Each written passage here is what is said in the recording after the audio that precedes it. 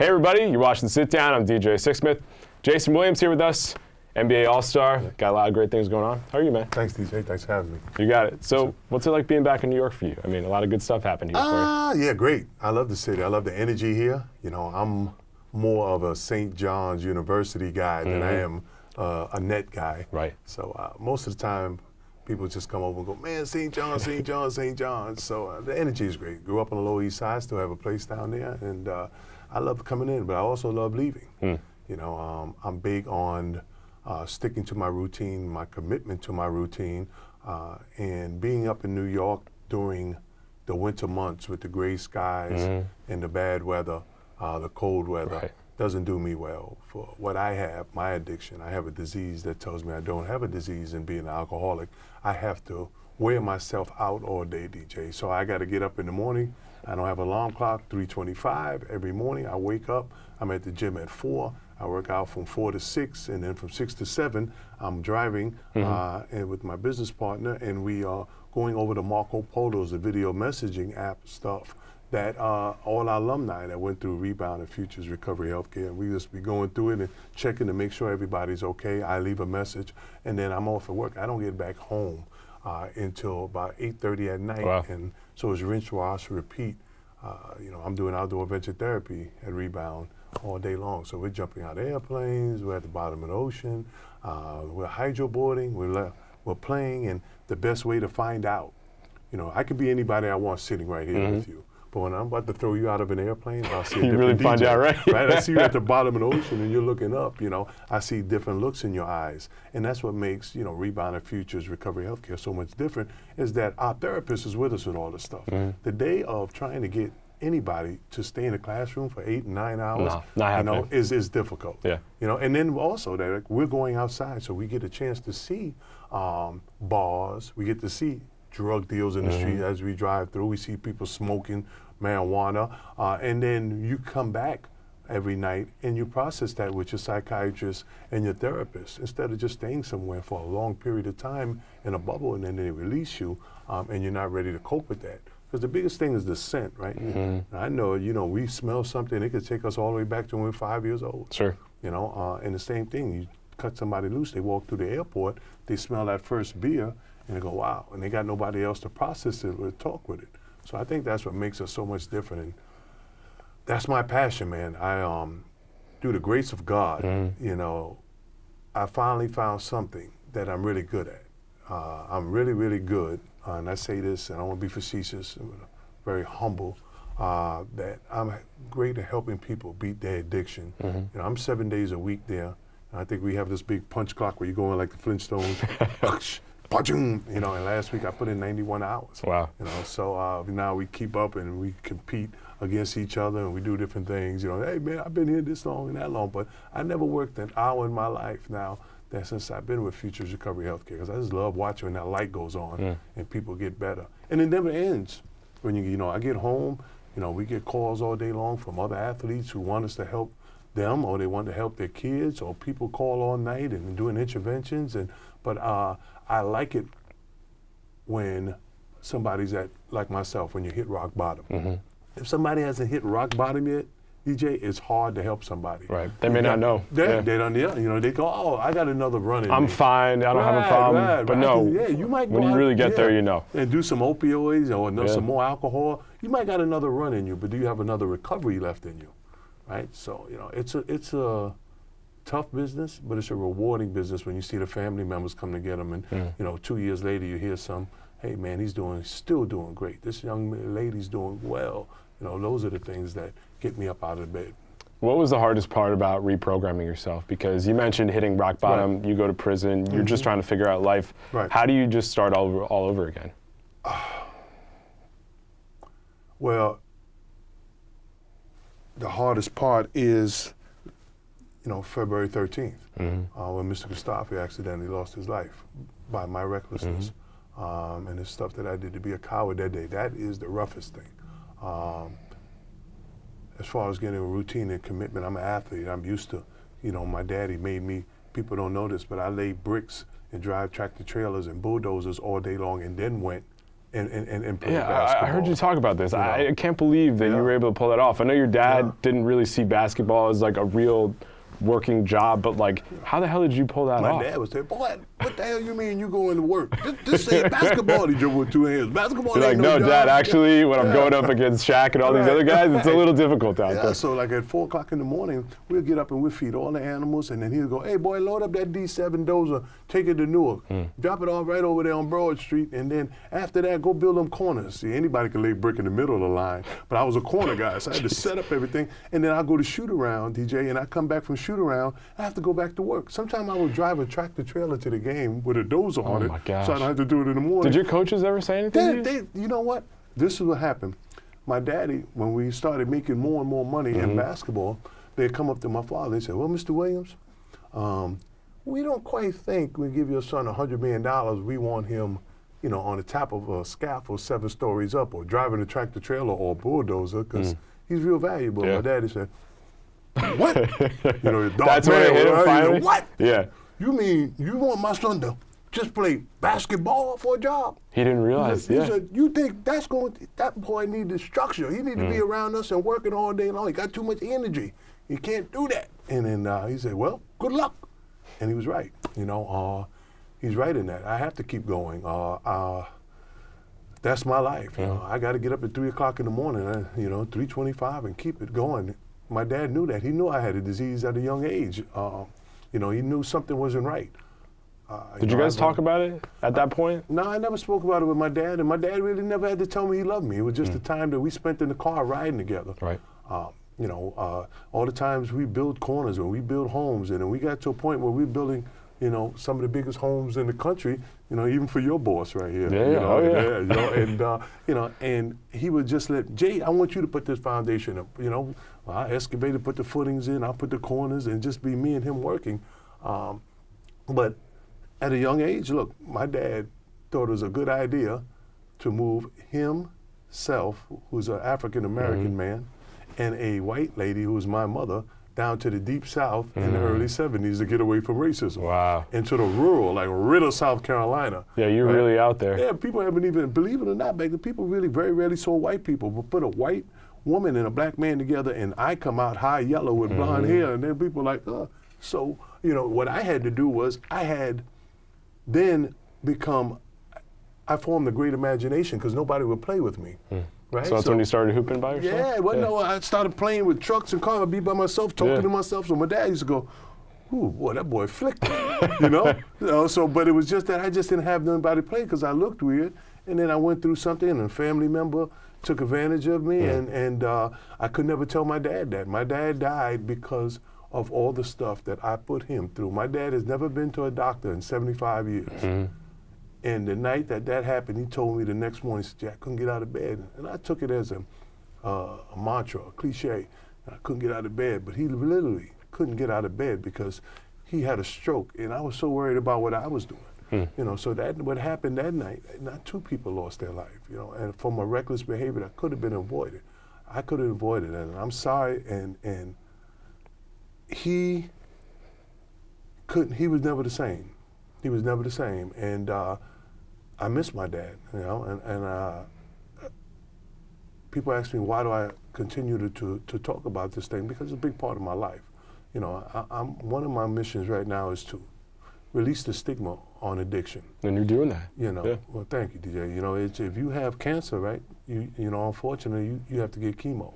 And if you have an addiction, you know, drugs, alcohol, you know, sex, gambling, you know, anxiety or depression, you know, if you don't come to Futures Recovery Healthcare, go somewhere, call me. You know, you'll get me on the phone, you know, and then I help you get to somewhere else, you know, but get help because I'm a living testament that life is better. Now, is my life gravy? No. You know, I'm through a divorce. You know, I still got to work on my children. And I also have to work on me dealing with my past, right?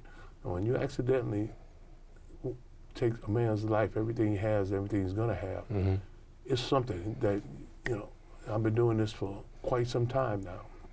And people saying, well, you're hiding down there and you're not really dealing with your problems. I am dealing with my problems, but it's an ounce every day, putting it in, you know, low in that big. Yeah, people don't understand. Right. They don't understand. You're living it every single day. You have to not only deal with that moment, where you took a man's life, but you have to go back to your childhood. That's so you're right. talking about stuff when you were a kid, the terrible stuff with your sisters when you're at St. John's. Like, you had a ton of stuff, and we were talking off camera, mental health perspective, like, people weren't pouring into your mental health. So what's it like now to take that time to really invest in just kind of working through some stuff from the past? Well, I'm a warning to some people, and some people I'm an example. But most of the time I'm dealing with people down the futures, you know, I'm both. Yeah. You know, I'm the guy in the class. Sometimes most of the time I'm not teaching. I'm no guru in addiction. I'm just a person that's been through it. You've lived it. I lived it. That's your You know, experience. I'm telling you my story. And I'll sit in there, and most of the time I'm quiet, but most of the time I'm talking. So I'm literally getting therapy while I'm there. You know, we got a lot of players that, if you're an athlete, how can you tell something's wrong up here? You can't tell nobody. You're not talking about it with other guys? You're not going to talk about You're it keeping other it to guys, yourself. right? Yeah. You know, even when we get a sprain, you're not going to go out and say, hey, man, my foot hurts today, because people are going to say, well, which one? I'm going after that one. Yeah, or money's on the line, That's too. right, money's on the line. You know, you don't want your endorsements. You don't want people thinking that. You know, we're all under, we got to get married, you know, have a wife and a daughter and, you know, 2.5 kids and, you know, a white picket fence. You know, so nothing up here can ever go wrong. And nothing down here can go wrong. If your knees are bad, we hide that, especially if it's a contract year, right? You know, but if something's wrong up here, that's going to be a problem. And I'm watching all these young people right now who are starting to release the stigma, but they got to really hit rock bottom to see it. When you think about your time at St. John's, Luke Carnesecca is a really important person in your life. What sticks out the most to you about that man? His energy, you know, and how much he cared for you. People, I tell them all the time, everybody always says, Chris Muller. Chris Muller is the first word that comes to everybody's name at St. John's. I say, yeah, but Chris might be a great player. He's a lot better player than I ever would be, but I'm Coach Carnesecca's favorite. So I call Coach Carnesecca at least 3 times a week. You know, he just turned 95 on January 5th. You know, he's still driving this Camaro around town, you know, like this, the Magoo, people blowing the horn. They go, oh, that's Coach Carnesecca, you better move out the way. I think his ability to deal with the parents was the biggest accolade you can give him. Because look, you know, when we went to college, I had 2 children, right, already. I had to adopt my sister's kids. And my first sister was the first woman in New York to ever be diagnosed with the AIDS virus, coming from a man who stabbed her 17 times and beat her over the face with a hammer. And my other sister started using it with her, right? So I had 2 sisters die from AIDS because a guy robbed her named Sergio for $2, right? So I had to adopt their kids. When I'm in school, they're with me, and I had to get up in the morning, bring my son to school, and then my daughter to school. I had to go to school, and then I had to pick them up, and then I had to, you know, go to practice, and I have to do my homework, and then help Nobody's them with helping their you at this homework. point? No, Just nobody's you? helping me, just me. You know, and then I feed them and bathe them and wash them and do it, and still try to do what an 18-year-old does playing for the most famous university in the world. And you know what Coach Carnesecca did? He never gave me slack. You know, he said, bring the kids to practice. He treated you just like everybody else. He treated me like, that's you, that's yours, and this is how you're going to learn, you're going to deal with it. He never said, hey, Jay, I understand you being late to practice today because you had to do this and that, and he didn't, and I applaud him for that.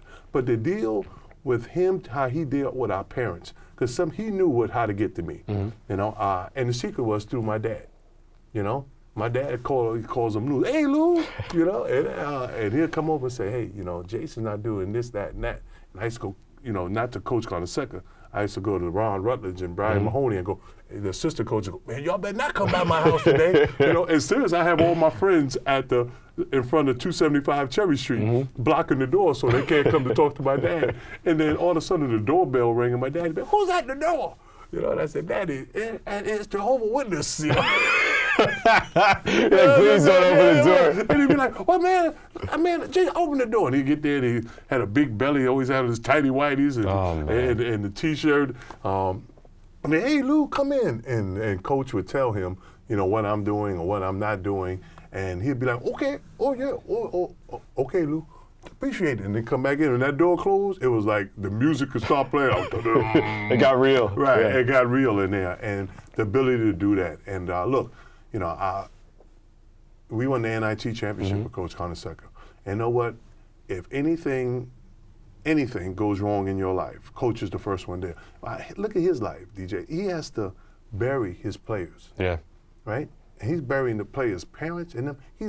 He probably twice a week he's at funerals. You know? Yeah, you get to that age where people are just dying left and right. And then you throw players and families in there, and life is difficult, and we're going to lose people along the way, and it's rough when you have to go through that. I've never heard anybody say anything bad about Luke II, except for that dude that's on the fan. That used to work for you guys was Francesa? You know, but yeah, well, he doesn't know what he's talking about. Yeah, look where he's coming from. You know? But no, that's a great man, St. great coach. Yeah, he's a great dude. When did the NBA become a real thing for you? I think my junior year, because let me tell you, when we were going to win the NIT, when we was going to play in the NIT championship, we didn't make the NCAA. We were sitting at the team. I looked over Coach Rutledge. I go, man, I'm going to Daytona Beach. I go, I ain't playing in the NIT He's like, championship. the hell you are, right? He's like, man, you gonna play in this? And I ended up going in there and doing well. We won the championship. I was the MVP, and then it was real. Like my name was on the board then. But I didn't think how long I would play. I never really enjoyed it as much as I did building and construction with my dad. Really? Yeah. Why is that? Well, construction was something where I always had my dad's backing. When something goes wrong, I can look over at my dad. When in basketball, I had nobody to look to, especially as I got better and better, and you become the superstar, and you become the all-star, and you're the guy who gets all the money, and then, you know, who do you look to? It's just you. It just can be isolating. I'm right, sure. Yeah. right. And my dad couldn't play basketball, you know, Yeah. so it was a problem for me with that. But my dad did do that. He came every game. He says, "Give me one ticket." And he'll sit at that game, and I'll come running out, and he'll do this when he stand up, go on the layup line, I'll give him that, and that gave me all I needed. And, you know, one thing you couldn't do with my dad, the nicest guy in the world, he tells great stories, but only, you know, to very few people. He wasn't a loud man. But if you asked my dad, DJ, for some tickets, right? And he'd be in a bar, and he'd be like, "Hey," they call him Big Daddy, right? "Hey, Big Daddy, let me get 2 tickets." And my father, "You asking me for tickets? I lay brick." You know, he said, "I drive truck." He said, "I don't play no basketball." And he'll feel bad that he said that, and he go, "Okay, all right. Well, I'll see what I can do. What game you want to go to?" And they'll go, "Man, I want to go see the Bulls." And my dad go,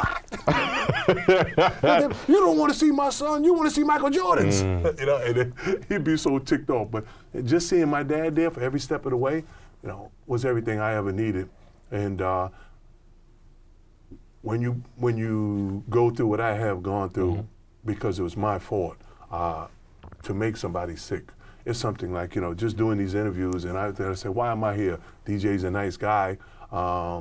It just hits me, like it just hit me right then. Like, you know, I want to keep talking about Luke II and basketball and stuff like that, but then you remember how much damage you get, and then I have to get back to my safe place, which is Futures Recovery Healthcare. I get back because we don't judge each other there, right? I'm helping other addicts. You're doing great work. Right. Thank you. And listen, it's a part of life. Like, we're all sinners. Like, we all mess up. Some are bigger than others. But guess what? We have great moments. We have moments that aren't so great. And I appreciate you talking about everything. Thank you. You should be able to talk about stuff before killing a man. You should be able to talk about stuff after. That's real life. And other people would just run away. And I give you a ton of credit for standing up and saying, this is me. So when did you get to the point where it's like, I have to own who I am and what I did? How long does that process take? Well, first of all, I tried alcohol and Ambien was my thing, right? What was your relationship with alcohol? My relationship with alcohol since I was a child. Okay. So like how old was your first drink? 8. Okay, wow. Well, 7.5. My uncle in the family was a dancer and gave me some, and then took advantage of me and my cousin in ways that no young man should be taken advantage of, or no person, okay, how old you were. And from there, I never could tell my dad, because my dad would have did something awful to him, and I didn't want to lose my dad going to jail. So I held that for, my dad died never knowing that. Always ticked off at my mom's for not dealing with it, still having that guy over at times. So I would go, when my dad had a little bar, and I remember going in there, and there's something back there you drink called Mad Dog 2020, and then I would take all the cups that was in the bar and pour them together with beer or whatever and drink it. And at that early age, and it made me feel like, it made me feel sick, but it also made me feel numb for what happened to me. And And that continued, but it wasn't where it ever affected me from playing basketball because I had a pretty good run on during the season. It was probably after the seasons. So during the season, you're in the NBA, it's really not a big issue It's not a big issue because my dad, let me tell you, my dad was so instrumental. Like what he would do is if I had a bad game, he would say, Jayson, I'm moving in with you. And he would go to the Salvation Army, right? And first of all, he would live in the place with us. Right, he was right there. Me and my brother and everybody. But what he would do is we would figure a way, because he was a heavy sleeper and he had to be up. So we would sneak by him. And we took these little magic markers and put these glow-in-the-dark marks on which tiles to step on so they don't squeak. Yeah. And then one day we woke up and I heard my dad going to the bathroom about 3 o'clock in the morning. Then I heard, I was like, uh-oh, found out, right? Yep. So he said the next day he went to the Salvation Army. I'm living in this big penthouse with 12-foot doors to get out, and he went to the Salvation Army and bought a $35 cot. And he slept on that cot most of my career. Wow. And that's the kind of dad. He's like, hell, you're going to get through this door, you're going to have to move me. He didn't have to say it. He just went and put the cot there. No explanation, and no way I'm doing this for my back or I'm doing this for this. Right. We had a time with Bruce Willis. Yeah. Bruce Willis, we were trying to be the Knicks our whole career. All the stars come to the game. And you guys are right across the river. You're like, come see us, right? Come see us. So Bruce Willis comes to the game, and after the game, he waits for me. He's going to come out. All right.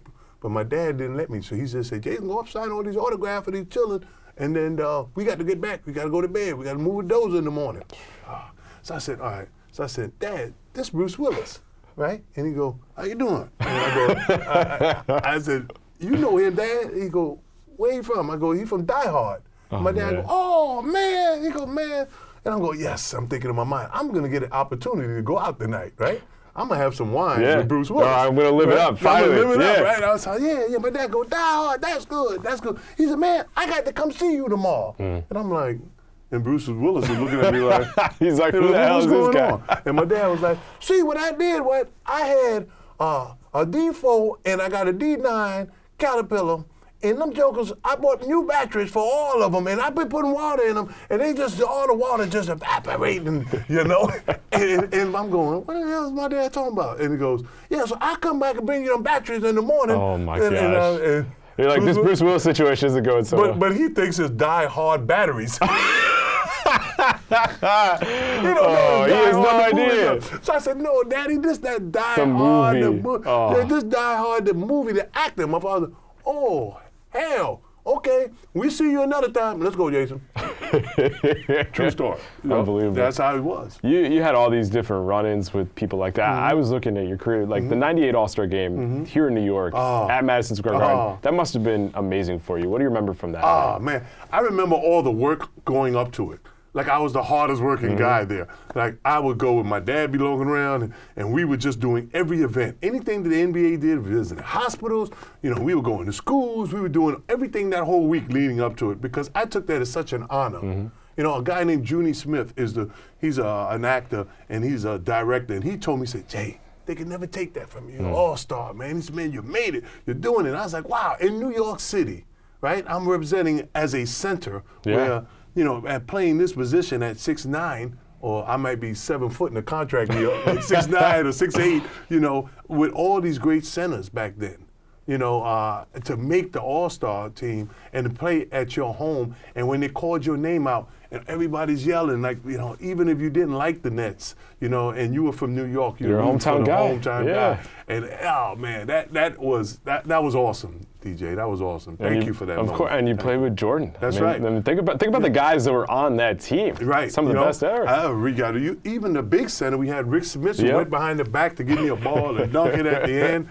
We were just talking about something about the guard. Do you remember when Coming to America? Yeah. In the movie. Oh, yeah, where they're hanging out watching the game. They went to the St. John's game. Yeah. So when they first made the first cut of that, I had an opportunity to see it. Okay. So they showed me dunking the basketball. Oh, wow. Right? So I'm like, all right. So now I take all my friends, like 45 friends, and I said, yo, come on, I'm in this movie with Eddie Murphy, right? And we went to Essex movie theater on Lower East Side, right? About $8 a ticket. Now, that's a lot of money back there, right? And we go, I pay for everybody. And I'm watching the movie, and I'm going, hey, man, this ain't kind of the scene I remember, but, I was all right. And then all of a sudden, we're talking about Rick Smith playing with me in the All-Star game. So All of a sudden, they throw the ball to Rick Smith, and I'm like, hey, this is different. Then Rick Smith takes the ball and turns around and dunks it on me. I'm like, oh. and then Eddie Murphy goes, in the face, in the face.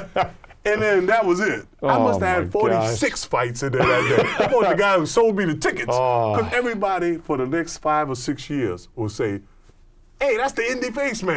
Indie face. And that's an all-time great movie there, too. So they were all talking about, Jay, man, you should tell Eddie to put you in the movie so you could be the indie face guy. Maybe you can tell him in the face. I was like, I don't want to bring up Hey, Coming to America 2? Come on, we got a shot, right? Oh, man. I like talking basketball with you because I think it's an important thing. And the other part of the basketball story is that you had this really bad injury that I feel like gets kind of overlooked in your whole story. What happened that day, and how did you look at the whole contract situation towards the end when you just couldn't do it anymore because of the injury? Well, what happened was, first of all, I lost my structure. And when I lost my structure after I got hurt, destruction came.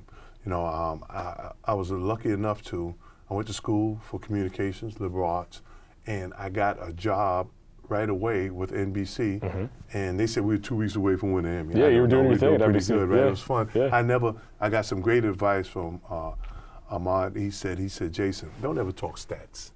He said, do what you do, tell stories, do that. The experience, exactly. Right, and it was going very well. Ratings were going well, and then my accident happened. But before that,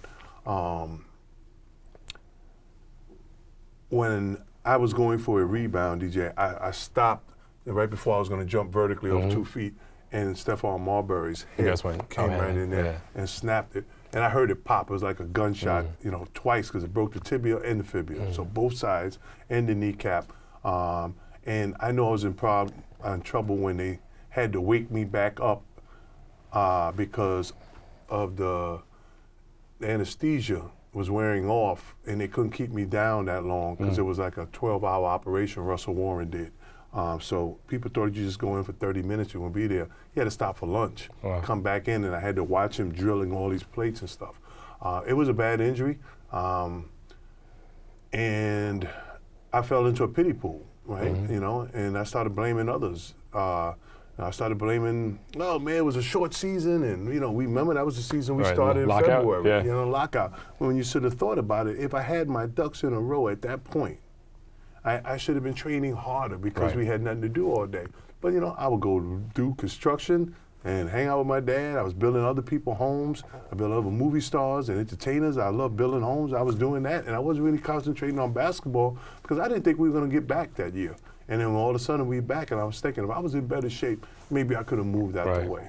There's a lot of what ifs, A lot of what ifs. Well, especially today too, like everybody's got a trainer, they got their whole crew. Like back at that point, it was a totally different landscape in the NBA. Man, people always talking about all these players right now are so much better than the players back there, and what they call it now, load management, right? Yep, there was no load management for you guys. just let's go to one guy who mentored me for about 2 years, right? Wilt Chamberlain. Yeah. Wilt Chamberlain played every minute of every NBA basketball game, ABA game, Harlem Globetrotter game, right? Whatever game was going on, he was in there. He never fouled out, right? And played all 48 minutes, right? I don't know how many seasons, 20 seasons, all this stuff going on. And he did it in some Chuck Taylors. You imagine that? You imagine giving one of these superstars some Chuck Taylors right now and go out there? You might as well be playing barefoot, right? Yeah, they turn ACL real quick. Right? And then with no steam, no weight room, no none of these vitamins that we're using right now, blood turning and all that. He just was out there playing, man. There was no such thing as load management. What do you remember about hanging out with him, learning from him? I remember him yelling at me one day and told me he was going to kick my ass because I had like 25 and 25 against the Clippers. And a reporter asked me, I think it was Fred Kerber, on the Post, he said, hey, Jay, so that was a big-time numbers. And I said, yeah, but it's just the Clippers. Right? Which at that point, come on, it was just the Clippers. They were not a great team. So then I get a call, like it was probably about a day later. And it's Wilt Chamberlain, and he goes, let me tell you something, man. I come down and kick your ass with me wasting my time, me trying to mentor you, and you over here talking about because they just the Clippers. He said, you ever have some humble pie? He said, you really ain't that good. I'm Wilt Chamberlain. I'm good. He was going, I was like, oh. But then, and I was really scared of him because when we played in this tournament, you remember the tournament they used to have up in the Catskills every year? I freaking forget the name, but we would go up there. A lot of NBA players would go up there and play in this thing. and Wilt was at the game. Oh, wow. And Anthony Mason was there. And Anthony Mason was scoring points, right? And when he was scoring points, Wilt was looking at him, and Anthony Mason was like, "You want some?" And Wilt Chamberlain lost it. He was about to stomp a mud hole. Oh, Mason. Anthony Mason was, I said, "Yeah, man, he's for real. He's going to kick your ass." You know? Yeah, so it was, you know, like he was somebody to be scared of, but he was a great guy. Well, another great guy is Charles Oakley, who's still one of your buddies today. When did that relationship start? And he's been such an important person in your life. At your lowest moment, he's been there. At your best moments, what has that relationship meant to you? Do you know how I met Charles? No, I don't. Tell me the story. So how we used to do it, and I hope this don't get anybody in trouble. Sure. At St. John's, so we had never put the university, because St. John's is home for us, right? And we love the university. So we would never ever hire an agent or get any money from the outside. We all kept it inside. So like, if I make the NBA, I would say to Malik Sealy, "Hey man, I got you. Yeah. Whatever you need, you got." And that's how we would do it for the players that are underneath us, the underclassmen.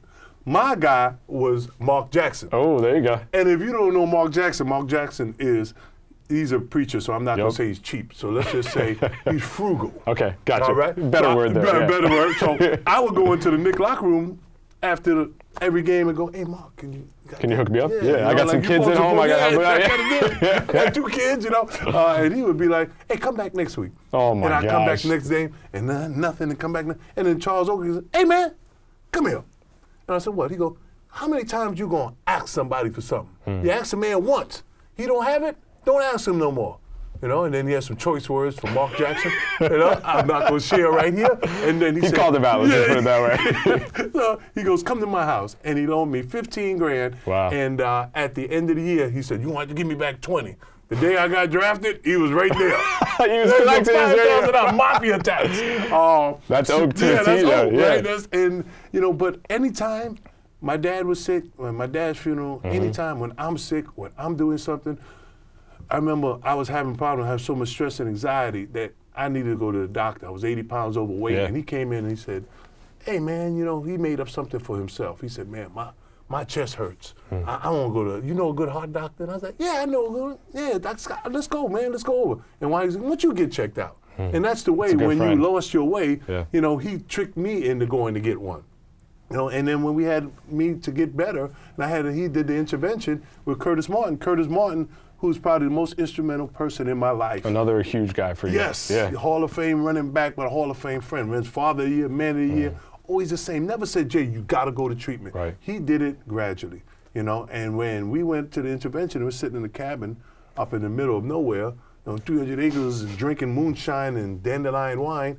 You know, Charles Oakley they come up to get me and see Charles has his Range Rover with white insides, and he thinks it's going to be snowy mountains like on television doing one of them Lexus commercials or something. It ain't like that. Yeah. Get up there, it's clay, it's mud. My He gosh. gets out, he's full of He's already orange pissed as mud. it is. He's pissed now because he's wondering how he's going to get back in with his Range Rover. Who the hell buys Range Rover with white interior, right? So he gets in, and I'm drunk. I'm bruised up from falling down the stairs all day long. Like I said, I'm probably 80 pounds overweight. Can barely move, and Curtis is like, "What would Jesus do?" And Oakley is standing behind me, and I see Curtis like looking behind me, like going like this. I'm like, "What the hell is Curtis doing that for?" I look back, and Oakley go back like this. Oh, and I my go, gosh. what? So I was like, "Well, I'm drunk. I don't know what Oak got behind his back." So I'll be talking, and Curtis would be like this. So I see him, and I'm like, I look back, Oakley got a baseball bat. So I was like, "Gee," I said, "Oh, what was you going to do with that baseball bat?" And, you know, this 4 years ago now, you know, and I asked him now, I said, "Well, you going to hit me with that bat to get me in there?" He said, "Jayson, I'm going to do whatever it takes to get you in that car, because you was a sick human being." And I said, "Well, now, did you ever hit somebody with a baseball bat before?" He goes, "No, hell no, I hit nobody with no baseball bat. I don't need no bat." I said, "Well, just the thought of it. What was you going to metric it? Like, was it, how hard would you know how to hit me?" He said, "I was going to hit your ass hard enough and as many times enough to get you in that car, to get you down, to get some help."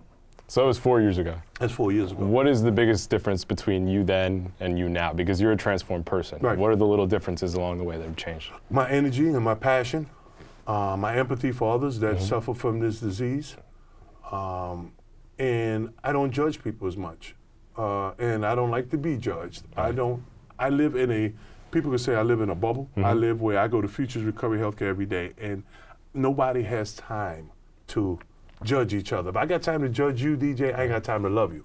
I got 30 days with you. Right. Right? We got to get right to it. Right? Our Yep. therapists, our psychiatrists, our doctors, we got 30 days. I got to throw you out of airplanes, I get you to the bottom of the ocean, I got to tell you my story. Were you always a thrill seeker before all this? Like the jumping out of airplanes, or was that like a newer thing the last couple of years? I'll tell you a story. You got time? Yeah, come on. Okay. Hit me with it. All right, so your boss, the big boss here, yeah. I'm not going to say his name. But we know, yeah. You know You told me who it was. All yeah. right, so we took 17, I took 17 people to Aspen, and we were going to go whitewater rafting, and we were going to skiing, and then on the bottom we was going to play golf, and we were going to do all these different things in 1 week's time. And the last day, Mel Gibson said, you have to go to this place over here, and you have to do some base jumping. I didn't even know what base jumping was. But we all went out that night, and the only two people that got up that morning was me, and let's call him Joe. Yep. All right.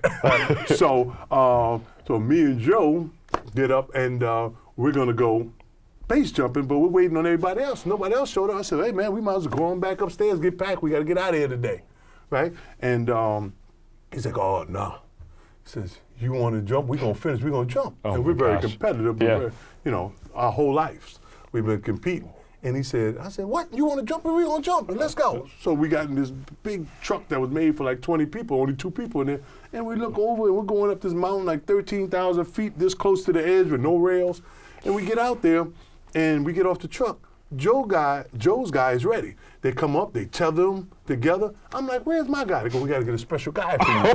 Oh, no. Yeah, so I'm going, all right, so maybe there are 2 big guys, we got to jump together. So all of a sudden, a Jeep comes up, like one of these army green Jeeps, and I see this dude with a head about this big. Right? And I'm going, wow, that's a big guy. So 2 big guys got to go.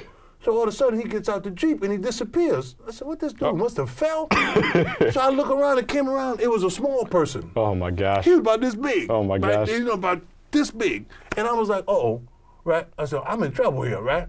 And the guys like, hey, I'm going to be jumping with you today. And I'm like, okay, this guy runs this big place called, CBS. Yep. I was like, I'm definitely getting pranked, right? So I'm going to go along with it, right? So I'm getting pranked. So all of a sudden, this guy gets tethered to me, and he smells like he needs detox right now. Boy. He's got everything on him. So he's like, hey, Mr. Williams, have you ever done? I'm like, nah, man. But see, the difference is when we skydive here, Futures Recovery Healthy, we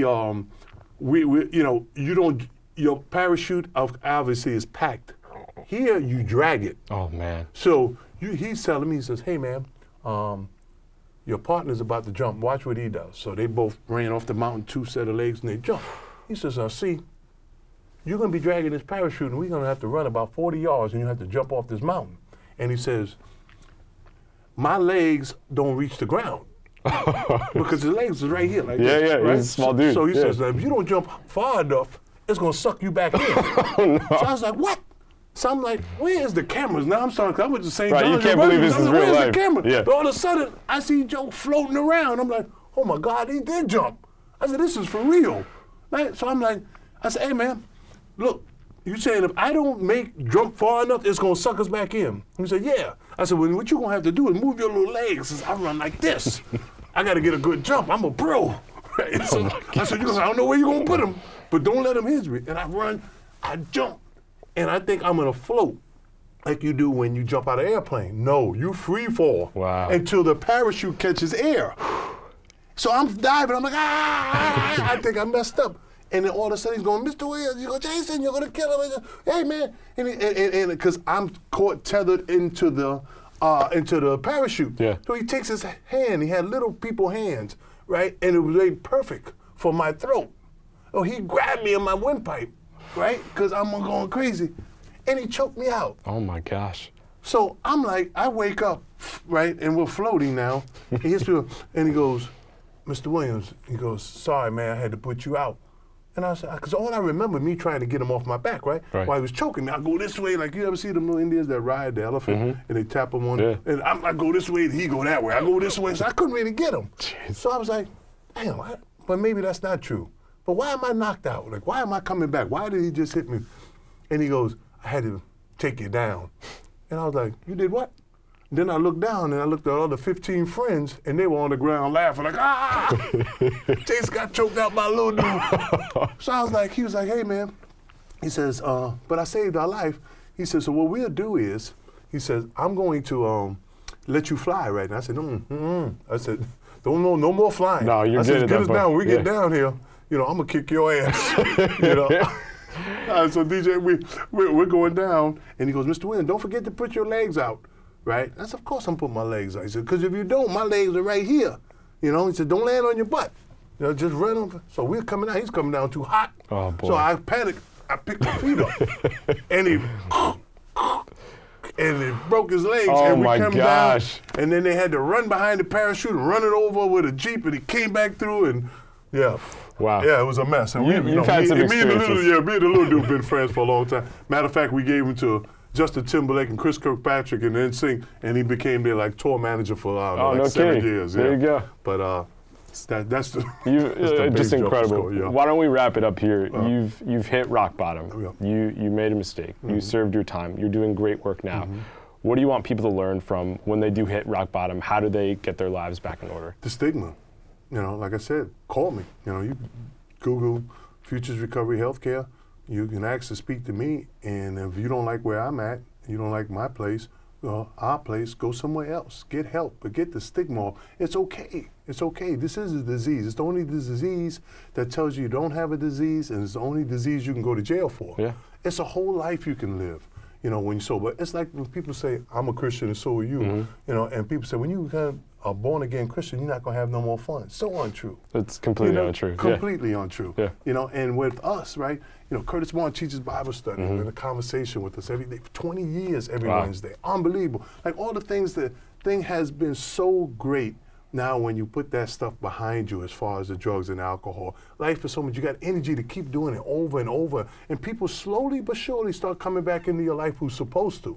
You know, because you show me your friends, I'll show you your future. Right. You know, 100%. So, you know, this is where my passion is. I love doing this. I love doing like this kind of interview with you. I love to be back on TV one day, but I've caused a lot of drama. And I'm not expecting somebody to say, hey man, you're going back on TV. So I do what I'm supposed to do, what God's purpose is, and that's helping people get better because through the gift of God and the grace of God and our great team down at Futures, you know, with our doctors and therapists, you know, we're saving lives, including my own. Yeah. Hey, great meeting you, Jayson. Hey man. Thank you so much. Appreciate it. All right, that's Jayson Williams. I'm DJ Sixsmith. See you next time. Here, let's sit down.